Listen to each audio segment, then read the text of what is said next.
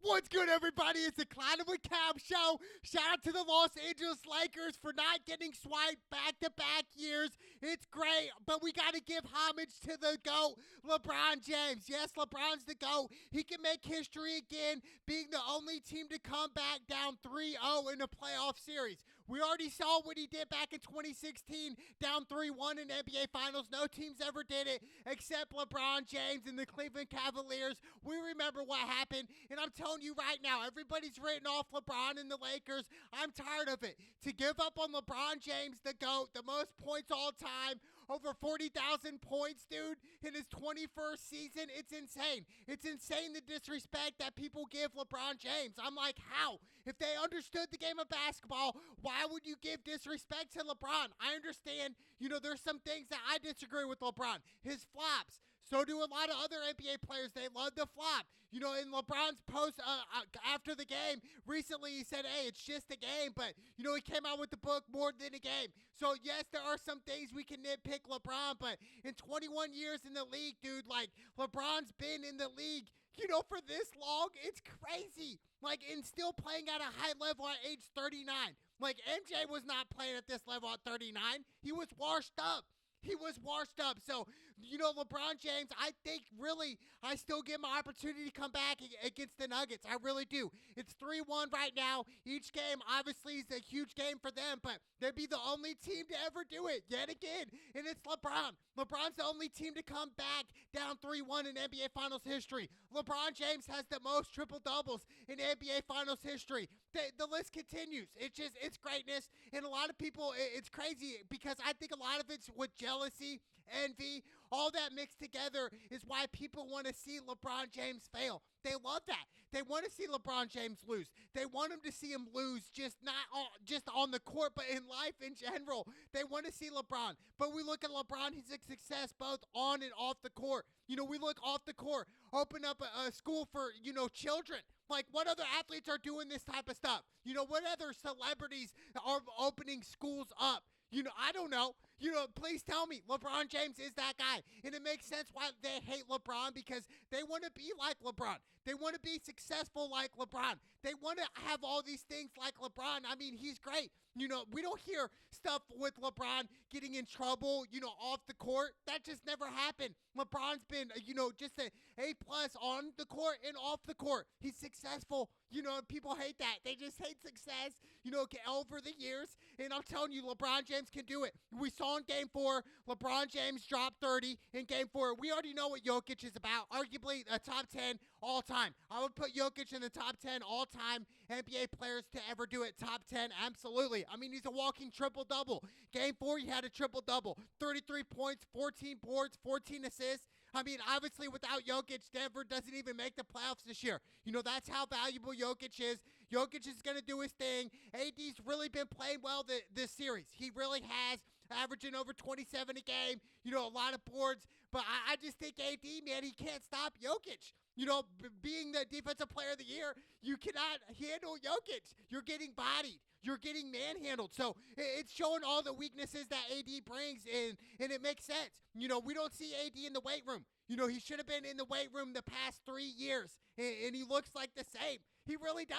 AD literally looks the same like he did back in 2020 when they won the championship. His game hasn't really changed that much. Yes, he could maybe shoot a little better, but has he improved? Has he gotten any better since 2020 or 2019? I would say no. I would say AD's really been the same player. He hasn't really been anything different. Yes, he's a great player, great talent, but we can see that he's not in the weight room. We can see he's not willing to go the extra mile to really lock up Jokic. Jokic is way better than AD. That's just the facts of it, dude. I hate to say it, but he is. Jokic is better than AD. He just that's it. And then Murray. They got to stop Murray. And I think that the key players for tomorrow night for the Lakers are definitely Reeves and freaking Russell, which we saw Russell, man.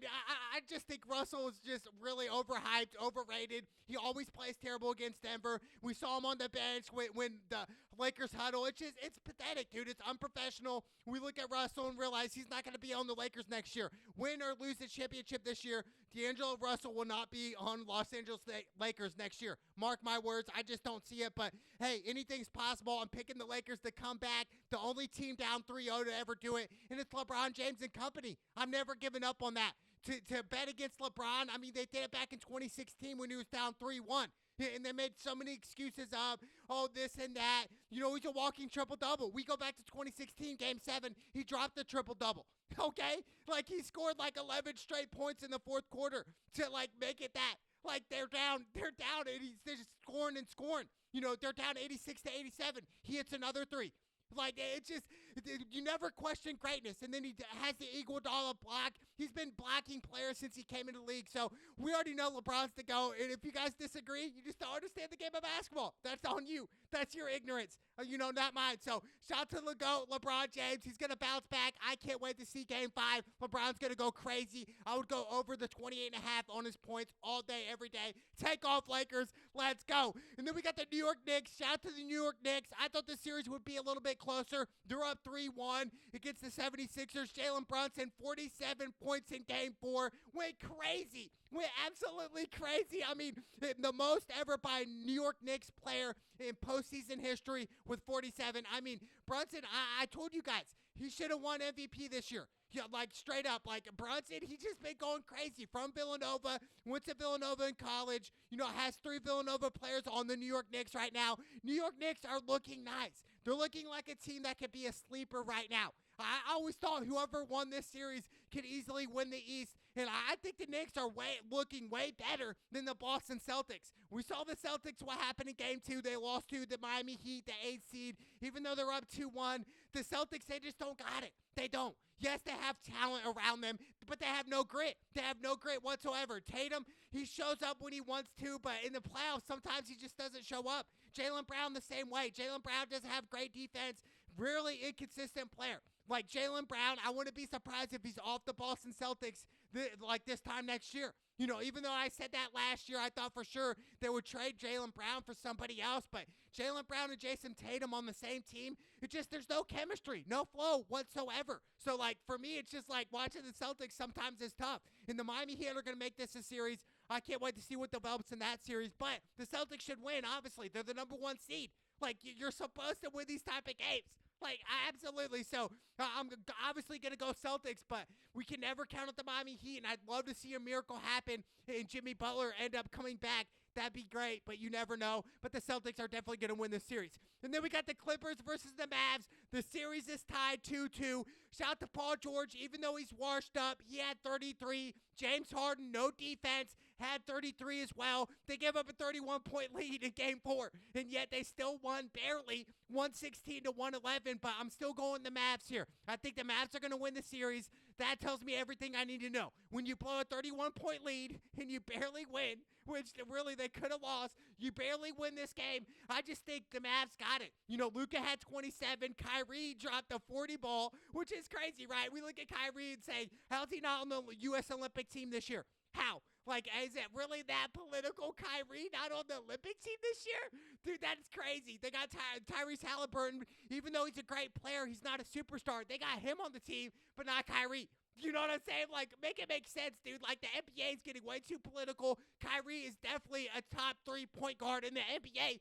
Playoff or not playoff. Kyrie is that dude. Nobody can hold Kyrie in the open court. Like, he dropped a 40 ball. You know, and we look at Russell Westbrook. You know, 5 points. Kawhi's always hurt in the playoffs. You know, Westbrook, it's crazy. You know, I love Russell Westbrook. I love the way he plays. He plays with heart. He plays with passion. But he can't shoot. He's been in the league over 10 years, and he cannot shoot a jump shot. You would think over the years you would get a jump shot, especially being a point guard like Russell Westbrook, but he still doesn't, dude. He cannot shoot, dude. I don't know what it is, and that's the reason he doesn't have an NBA championship, because he cannot shoot a jumper. He literally can't, dude. I don't know what it is. Like, Westbrook, is he too hard-headed? Does he think he's like a great shooter or what? Because 10-plus years in the NBA and you cannot shoot a jumper? Like, that's crazy to me, dude. Like, Westbrook, I don't know. Like, how come you cannot shoot the basketball? That is crazy. Over the years, in the summer, the offseason, you should be getting up 500 to 1,000 shots a day if you're an NBA player, a professional. Like, Westbrook, that's not him. More like Westbrick. Like, he's always shooting bricks. Like, that's crazy, dude. Like, Westbrook, man, I love the way he plays. He plays with heart, plays with passion, grit, all that. Everything you want in a point guard. Everything you want in an NBA player. Everything you want in a basketball player. But when it comes down to it, it's just like, you can't shoot, dude. Like, you cannot shoot 5 points. Imagine LeBron James scoring single-digit points in the playoff game. Like Tyrese Halliburton in Game 3 or Game 2, against the Milwaukee Bucks, scored like 9 points. Imagine if LeBron scored a single-digit number in the playoffs. Never.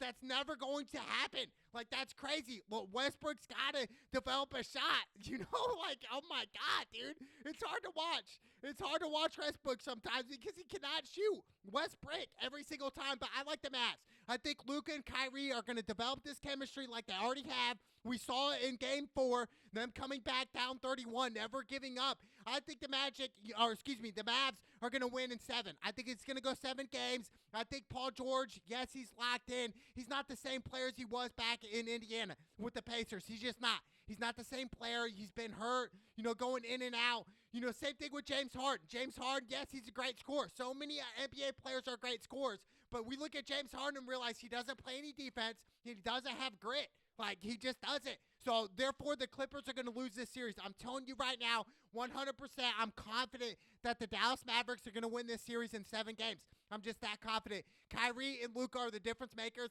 Well, like I said, Kyrie dropping 40 ball and not being on the Olympic team, dude. Like, that just blows my mind, dude. Like, what is the NBA committee thinking about this? Like, hey, we're not going to have Kyrie because, some of our views are different, blah, blah, blah, blah, blah. It's just like, really, dude? Kyrie, nobody can hold Kyrie in the NBA.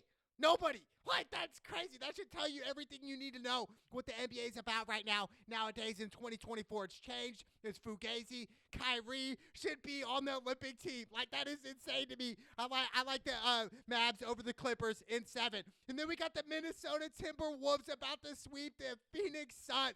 Who would have thought that? I didn't. I thought for sure this would probably be a 7-game series, but no, it might go 4, maybe 5 tops. But right now, Anthony Edwards is that guy. He really is. 36 points in Game 3, 33 points in Game 1. Everybody's comparing him to Jordan. Pump the brakes right now. I get it. He's hot right now. We'll see if he wins the NBA championship, okay? We'll see if he becomes champion. There's definitely talent in Anthony Edwards. I like the way he plays. He plays with grit. He plays with passion, and he has that talent with him. So hard work and talent mixed together makes this guy a dangerous person. Shout out to Anthony Edwards, and he wants it more. He's going at KD. We look at KD and realize, man, what could have been, right?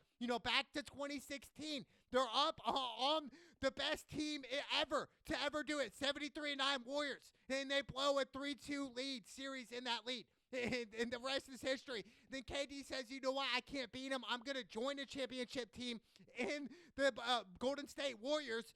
And then I'm going to dip and not win another championship again. I just think really KD's kind of weak made for that. I really do. You didn't build it from the ground up. Yes, I understand you won championships, but you joined a championship team. It's just not the same, dude. KD's weak. We're looking at KD right now. He's over here smiling in some of these games, especially back to Game 1 when Edwards just made him look silly, 33 in Game 1, and KD's over here laughing about it. Like, you guys are about to get swept here, and you're laughing, and you haven't won since you joined the championship team in Golden State and Steph Curry, Klay Thompson, Draymond Green, who built that team from the ground up. You had to join them to win. So for me, KD's weak-made. He's just weak, dude. Like, I understand KD's a talent. He's a future Hall of Famer. But I'm saying building a team from the ground up and winning a championship, KD had to join a championship team. That's the difference. That's why KD's weak to me. He really is. And the Suns, Devin Booker, like, where you guys at? We look at the Phoenix Suns. They're all fast. They're all finesse.